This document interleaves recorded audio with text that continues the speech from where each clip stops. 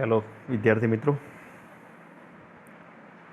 BSc same 1માં આગળના લેક્ચરમાં આપણે તમને થોડા સિલેબસની માહિતી આપી હતી અને થોડું બેઝિક પણ સમજાવ્યું હતું. બેઝિકમાં કેપેસિટર, ઇન્ડક્ટર, રેઝિસ્ટર એ બધાની માહિતી આપી હતી તથા એસી કરંટ અને ડીસી કરંટ, વોલ્ટેજ આપણે એની માહિતી આપી હતી. ત્યારબાદ આપણે આગળ જઈએ તો અહીંયા આગળ તમારે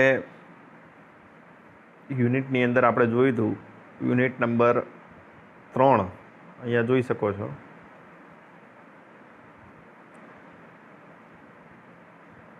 યુનિટ નંબર 3 અને એનું ચેપ્ટર છે DC circuit, network theorem and AC bridge. તો એને આપણે વાત કરી હતી, learn and recall the basic concept of circuit and its functioning. તો આપણે એનું પહેલો ટોપિક એ પ્રકારે છે. તો આપણે અહીંયા આગળ ડીસી પરિપથોમાં જઈએ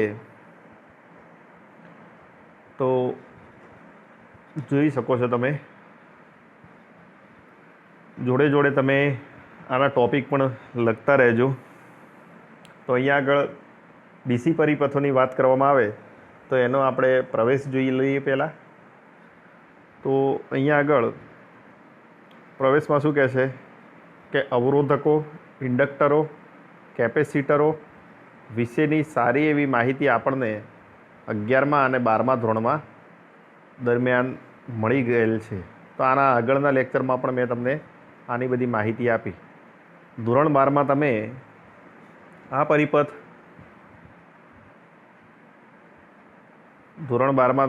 આ પરિપથ ઘટકોને એસી પ્રાપ્તિ સ્થાન સાથે જોડીએ ત્યારે શું થાય છે તેનો અભ્યાસ પણ કર્યો અને પ્રસ્તુત પ્રકરણમાં આપણે આ ઘટકોને ના સાથેના ડીસી પરિપથોની ચર્ચા કરીશું. ડીસી પરિપથોમાં જ્યારે કેપેસિટર આવે ત્યારે આપણે મુખ્ય રસ કેપેસિટર કેવી રીતે વિદ્યુતભારિત કરી શકાય છે અને કેવી રીતે વિદ્યુતભારિત થાય છે તે જાણવાનો હોય છે. અને એટલે કે આ પ્રકરણમાં મુદ્દો એ જ રહેશે. અહીંયા આગળ આપણે તમને સમજાવી દઉં કે કેપેસિટર જે છે એ તમારે ખાસ અહીંયા આગળ સમજવાનું. ધારો કે અહીંયા આગળ આપણે એક કેપેસિટર લીધો.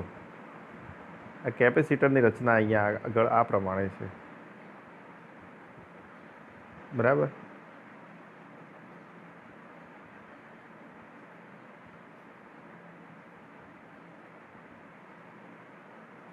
આ પ્રમાણે એક કેપેસિટર લીધો. હવે આપણે અહીંયા આગળ આ કેપેસિટરને કોઈ બેટરી વડે જોડી દઈએ, બરાબર. હવે અહીંયા આગળ આપણી પાસે પ્લસ છેડો છે, અહીંયા માઇનસ છેડો છે અને અહીંયાથી ઇલેક્ટ્રોન ફરતો ફરતો ક્યાં જશે? અહીંયા આગળ આવશે. અહીંયા આગળ બધા ઇલેક્ટ્રોન ભેગા થશે. હવે શું થશે? ઇલેક્ટ્રોન એ પ્લસને આકર્ષશે, એટલે કે અહીંયા આગળ બધા પ્લસ ચાર્જ ભેગા થશે. અહીંયા પ્લસ આ બાજુ આવી ગયા તો માઇનસ કે બાજુ જશે? આ બાજુ જશે. આના અંદર રહેલો જે ઇલેક્ટ્રોન છે એ અપાકર્ષણના લીધે એને ધક્કો મારશે એટલે બહાર આવશે ઇલેક્ટ્રોન. પણ આ પ્રોસેસ કઈ રીતે થાય છે? તો આપણે મેક્સવેલના નિયમ પ્રમાણે અહીંયા આગળ આ જે એસી કરંટ આવે છે, એસી કરંટ જે છે ઓલ્ટરનેટિવ કરંટ, એના કારણે અહીંયા આગળ મેગ્નેટિક ફિલ્ડ ક્રિએટ થાય છે. મેગ્નેટિક ફિલ્ડ ક્રિએટ થવાના કારણે અહીંયા આગળ ફક્ત એસી કરંટ જ પસાર થશે. ડીસીને અહીંયા આગળ બ્લોક કરી દે છે. શું થાય છે? ડીસી અહીંયા આગળ બ્લોક થઈ જાય છે.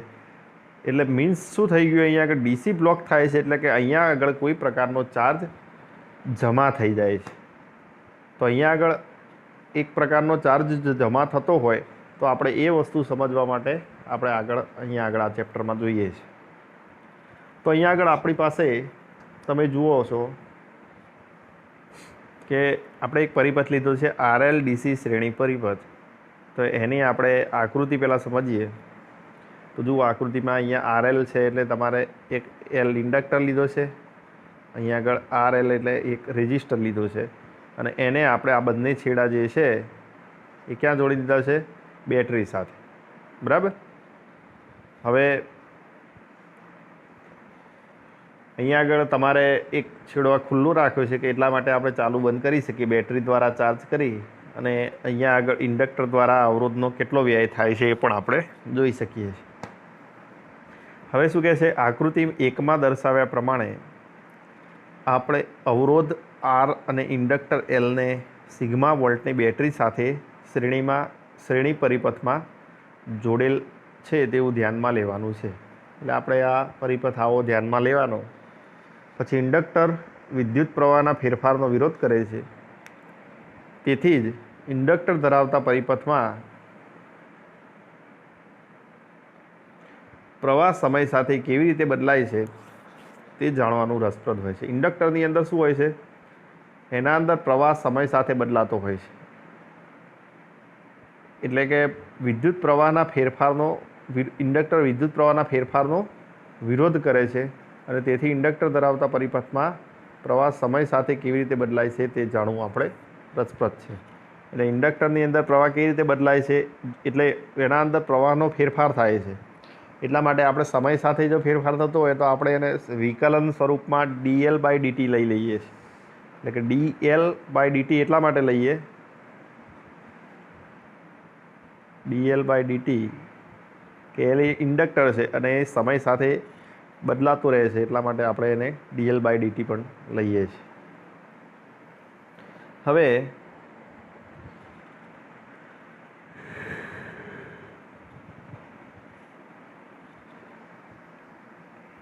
ધારો કે અહીંયા આગળ આપણે એવું વિચારીએ કે t=0 સમયે પરિપથ ચાલુ કરવામાં આવે. હવે આપણો જે આગળનો પરિપથ છે એને બેટરી આપણે જોડી દઈએ, બરાબર. જેનો આ ભાગ છે આપણે ફિટ કરી દઈએ, આને બેટરી વડે જોડી દઈએ. અહીંયા આ ભાગ પણ આપણે બેટરી વડે જોડી દઈએ. અહીંયા બેટરીથી પ્રવાહ પસાર થવાનો શરૂઆત થઈ જશે. તો અહીંયા આગળ t=0 સમયે જો આપણે શરૂઆત કરીએ, ચાલુ કરવામાં આવે, તો સ્પષ્ટ જ છે કે t=0 સમયે પરિપથમાં પ્રવાહ શૂન્ય હોય છે. એટલે કે આપણે બેટરી શરૂ જ નથી કરી, એટલે કે હજી કરવા જઈ રહ્યા છીએ એ વખતની વાત છે. તો બેટરી શરૂ કરી જ નથી, તો એ વખતે પરિપથની અંદર પ્રવાહ તો કેવો હશે? 0 હશે. જ્યારે આપણે શરૂઆત કરીશું પછી ધીમે ધીમે પ્રવાહ અંદર જવાનો ચાલુ થશે. એટલે કે t=t સમયે, એટલે કે કોઈ એવો સમય હશે કે પરિપથમાં વહેતો પ્રવાહ I જેટલો હોય એવો આપણે વિચારીએ, બરાબર. તો કિર્ચોફના બીજા નિયમ મુજબ આપણી પાસે સમીકરણ મળશે. તો કિર્ચોફનો બીજો નિયમ શું છે પહેલાં સમજી લો. કોઈ બંધ પરિપથમાંના અવરોધો તેમાંથી વહેતા આનુષંગિક વિદ્યુત પ્રવાહોના ગુણાકારોનો સમગ્ર બંધ માર્ગ પરનો બૈજિક સરવાળો તે બંધ માર્ગ પરના લાગુ પડેલા EMFના બૈજિક સરવાળા બરાબર છે. હવે અહીંયા આગળ આપણે લાગુ પાડેલું EMF કેટલું છે તો તમે જોઈ શકો છો. અહીંયા આગળ સિગ્મા લાગુ પાડેલું EMF વોલ્ટેજ, પછી બંધ પરિપથની અંદર આવતા અવરોધો અને તેમાં વહેતા વિદ્યુત પ્રવાહોના ગુણાકાર જે પણ આવતું હોય. ધારો કે આના અંદર શું શું આવે જુઓ. એક આવે છે ઇન્ડક્ટર છે, એક છે રેઝિસ્ટર છે, એક ઇન્ડક્ટર અને એક રેઝિસ્ટર. તો આનોય આપણે વોલ્ટેજ લઈ અને સરવાળો કરવો પડશે, આનો વોલ્ટેજ લઈને પણ આપણે સરવાળો કરવો પડશે. તો અહીંયા આગળ આપણે લઈ લઈએ. તો જુઓ આ ઇન્ડક્ટરવાળું જે પહેલું છે એનું શું આવશે? L/di/dt. એટલે અહીંયા આગળ મેં વાત કરી કે ઇન્ડક્ટરમાં શું થાય છે? પ્રવાહનો ફેરફાર થાય છે. એટલે એનું પહેલું જે વિસ્થિતિમાન મળશે ઇન્ડક્ટર માટેનું એ L/di/dt મળે છે. વત્તા અહીંયા આગળ જુઓ સરવાળો કરવાનો છે, એટલે વત્તા Ri. એટલે Ri કોનું છે? અવરોધ માટે. તો V=IR, બરાબર. = શું લેવાનું છે? સિગ્મા. એટલે એટલું EMF તમારે લેવાનું છે. તો સરવાળો બરાબર EMF જેટલું થવું જોઈએ. હવે બીજા નંબરમાં જુઓ,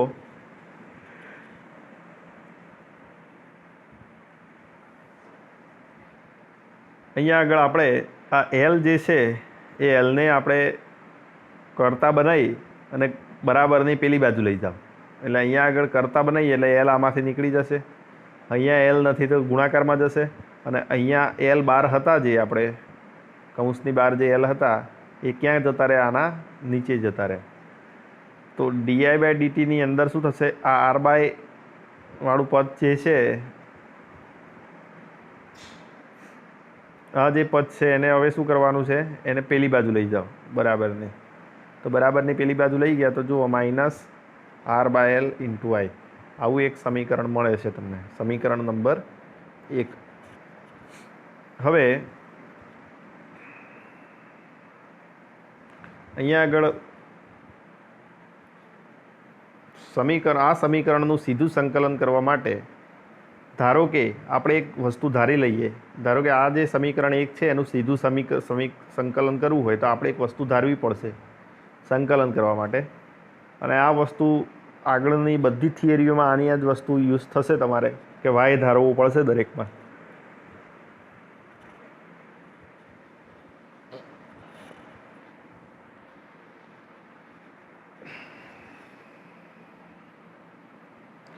તો જુઓ sigma by L minus R by L into I is equal to Y આપણે ધારી લીધું બરાબર. આ સમીકરણ નંબર 2 આપ્યું. ભાઈ જે આ સમીકરણ છે સમીકરણનું વિકલન કરવાનું છે. તો સમીકરણનું વિકલન કરો તો તમને શું મળશે, તો જુઓ આ જે પદ છે શું થઈ જશે,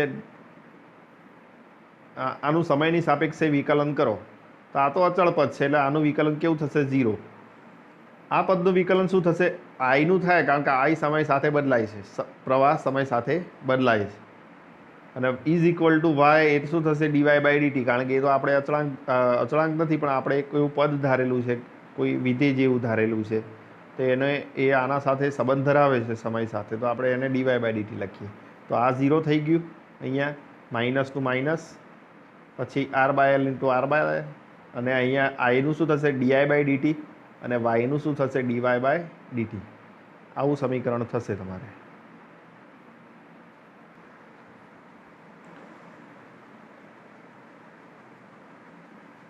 પછી અહીંયા આગળ જુઓ આ જે સમીકરણમાં ડીઆઈ બાય ડીટી જે છે એ ડીઆઈ બાય ડીટીને તમે કરતા બનાવી દો તો આ આર બાય એલ વાળું પદ ક્યાં જશે, આ બાજુ જશે, તો એનું ઊંધું થઈ જશે, એલ બાય આર થઈ જશે, એટલે કે minus L by R DY by DT તમને સમીકરણ મળશે. હવે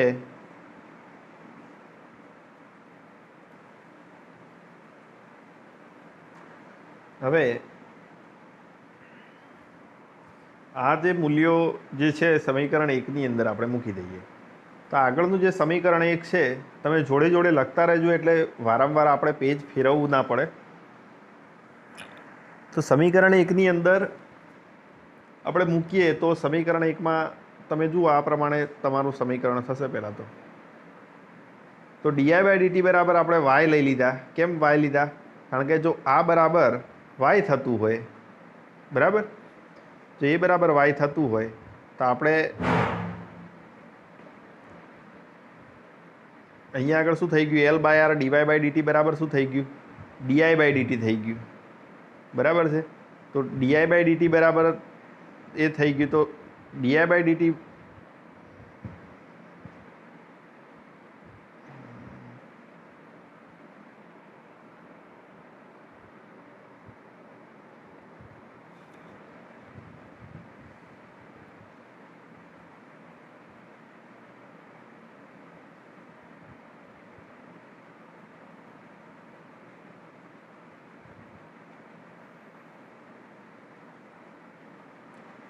જો અહીંયાથી ખબર પડશે આપણને, કારણ કે આમાં આ ઇક્વેશનમાં થોડો ગૂંચવાડો થાય એવો છે. વાય અને minus L by R DY by DT, જો આ સમીકરણની અંદર આપણે સમજી લઈએ. દેખો આગળ તો સમીકરણ 1 આ હતું. હવે આપણે શું લીધું, આ બરાબર આપણે શું લીધું હતું, આપણે વાય લઈ લીધો, બરાબર છે.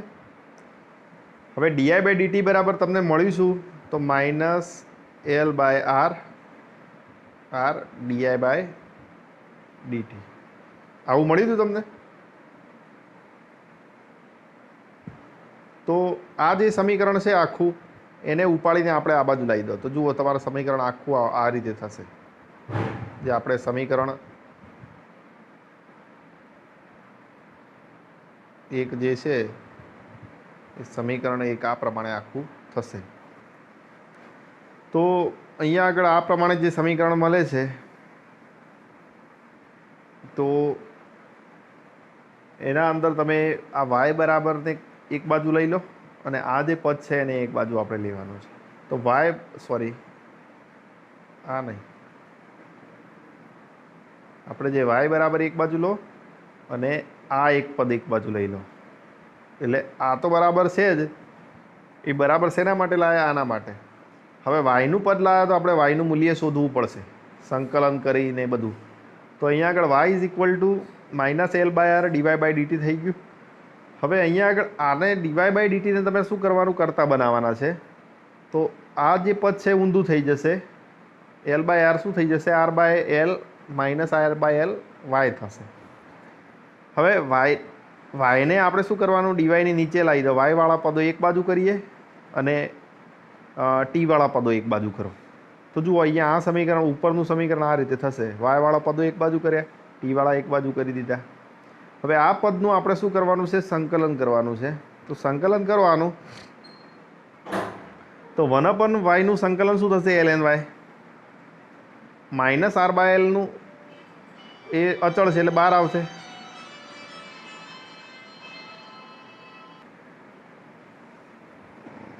તો અહીંયા આગળ આપણે આ જે સમીકરણ આપણે લીધું એ સંકલન આ પ્રમાણે મળે છે. હવે આના અંદર જુઓ સંકલનનો અચળાંક આપણે નક્કી કરવો પડશે. હવે આપણે કોઈ બી સંકલન કરીએ તો એનો અચળાંક તમને એ મળે. હવે એનો અચળાંક નક્કી કરવા માટે આપણે એક શરતો મૂકવી પડે કે t બરાબર 0 સમયે i બરાબર 0 શરત વાપરીએ તો શું થાય છે? તો t બરાબર 0 સમયે i બરાબર તમે 0 મૂકીએ તો આ જે સમીકરણ 2 પરથી તમે નક્કી કરી શકો. તમારું 2 સમીકરણ આ છે. તો t બરાબર તમે 0 મૂકો, t તો છે જ નહીં અહીંયા. i બરાબર 0 મૂકો તો i બરાબર 0 મૂકશો તો શું મળશે? y is equal to સિગ્મા/l.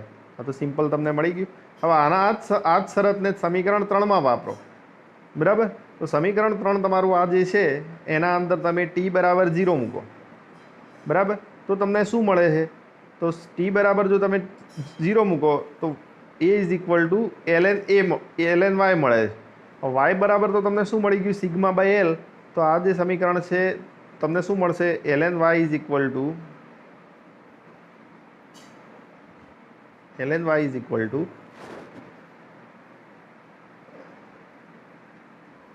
અહીંયા આગળ a is equal two ln સિગ્મા/l તમને y ની જગ્યાએ મળશે. આ મૂલ્ય સમીકરણ 3ની અંદર પાછું વાપરી દો. તો એની જગ્યાએ તમારે શું લખવાનું? આ જે એ છે તમારે આ એ સમીકરણ 3માં એની જગ્યાએ તમારે શું લખવાનું? ln સિગ્મા/l. બરાબર? તો અહીંયા આગળ તમે ln y is equal two -R/L into T plus ln સિગ્મા/l. એટલે કે આ જે ln વાળા પદો એ છે, આ ln છે, આ ln છે, બંને એક બાજુ લાવી દો. એટલે શું થશે? ln y minus ln સિગ્મા/l. અહીંયા આગળ એક સમીકરણ છે તમે જાણો જ છો કે ln x minus ln y બરાબર શું થાય? ln x અપોન y થાય. ln x minus ln y બરાબર શું થાય? ln x અપોન y થઈ શકે. હવે આવું થઈ શકે તો અહીંયા આગળ જુઓ તમારે સમીકરણમાં આ જે ln વાળું પદ આ બાજુ આવશે એટલે માઇનસ થશે. એટલે આ x લો અને આ y લો તો ln y અપોન સિગ્મા/l થઈ જાય ને. તો આ સમીકરણ તમને એ પ્રમાણે મળશે. પછી અહીંયા આગળ તમારે સમીકરણમાં તમે આ ln વાળું પદ દૂર કરશો તો સામેનું પદ જે છે એ ક્યાં જશે? e⁻માં જશે. એટલે જુઓ e⁻માં જતું રહ્યું આ પદ, ઈનો રેસ્ટ ઉપર જતું રહેશે. તો આ ln વાળું પદ દૂર કર્યું અને આ l જે છે ઉપર લઈ જાઓ તો l અપોન સિગ્મા y અને e⁻rt/l. હવે yને તમે કરતા બનાવી દો તો y બરાબર સિગ્મા/l e⁻rt/l. હવે તમને y બરાબર મૂલ્ય મળી ગયું.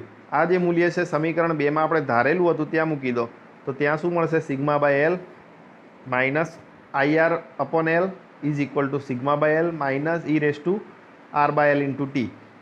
હવે આ જે સમીકરણ મળ્યું એમાંથી તમે આઈને કરતા બનાવી દો. આઈ જે છે કરતા બનાવશો એટલે તમને સમીકરણ આવું મળશે. આઈ ઇઝ ઇક્વલ ટુ સિગ્મા/r 1 minus e raise to R by L into T સમીકરણ 4 મળે છે. હવે આ જે સમીકરણ 4માં L by R is equal to lambda લઈએ તો એલઆર શ્રેણી પરિપથનો સમય અચળાંક કહેવામાં આવે છે. આને એલ બાય આરને શું કહેવામાં આવે છે? સમય અચળાંક કહેવામાં આવે છે. જો એલને હેનરીમાં લો અને આરને ઓમમાં લો તો એલ બાય આરનો એકમ શું મળશે? સેકન્ડ મળશે. ઈનો ઘાતાંક હંમેશા પરિમાણ રહિત હોય છે, એટલે કે આર બાય એલ પરિમાણ રહિત છે. આવું ત્યારે જ બને જ્યારે આર બાય એલનો એકમ સેકન્ડ ઇન્વર્સ હોય અને એલ બાય એલનો એકમ સેકન્ડ હોય. બરાબર છે? તો આ કન્ડિશનો તમારે યાદ રાખવાની છે. હવે આનો જે ગ્રાફ મળે છે એ ગ્રાફ આપણે જોઈ લઈએ. હવે સમીકરણ 4 જે આપણને મળ્યું ટી ટેન્ડ્સ ટુ ઇન્ફિનિટી સમયે પ્રવાહનું મૂલ્ય સિગ્મા બાય એલ જેટલું મહત્તમ મળે છે. હવે પ્રવાહનું વિરુદ્ધ સમયનો આલેખ દોરીએ. ધારો કે આ પ્રવાહ લઈ લીધો, વાય એક્સ ઉપર પ્રવાહ લીધો, એક્સ અક્ષ ઉપર સમય લઈ લીધો, તો એનો જો તમે ગ્રાફ બનાવો સમય સાથે વિદ્યુત પ્રવાહનું મૂલ્ય વધતું જાય છે. બરાબર છે? જેટલો સમય વધારો એમને વિદ્યુત પ્રવાહ પણ મહત્તમ થતો જાય છે. કોઈક સમય આવશે એટલે વિદ્યુત પ્રવાહ કેવો થઈ જશે? અચળ થઈ જશે. જે આપણે મહત્તમ વિદ્યુત પ્રવાહને કેટલો આપણે કીધો છે? સિગ્મા બાય આર, જે તમે અહીંયા આગળ જોઈ શકો છો. જુઓ આ સિગ્મા બાય આર તમને મહત્તમ પ્રવાહ, જેને I0 is equal to sigma by R પણ કહેવામાં આવે છે. આપણે I0 ઇઝ ઇક્વલ ટુ શું કહીશું? સિગ્મા બાય આર, જેને મહત્તમ પ્રવાહ પણ કહેવામાં આવે છે. તો વિદ્યાર્થી મિત્રો, આપણે આટલે સુધી આજનું લેક્ચર અહીંયા રાખીએ છીએ. હવે નેક્સ્ટ લેક્ચરમાં આપણે ઉદાહરણો તરફ જઈશું. એના ઉદાહરણો 2-3 જોઈશું અને એના MCQ પણ જોઈ લઈશું. બરાબર?